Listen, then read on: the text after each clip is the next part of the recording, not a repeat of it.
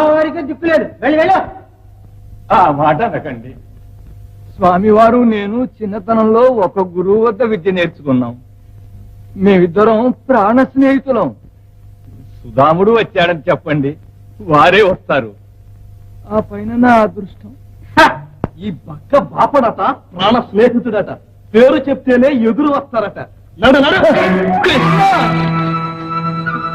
మిత్రమా,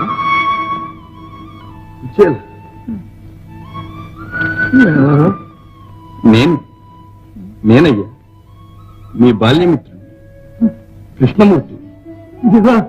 కృష్ణ, నా కృష్ణ, శ్రీకృష్ణ, నా కృష్ణ వచ్చా. కృష్ణ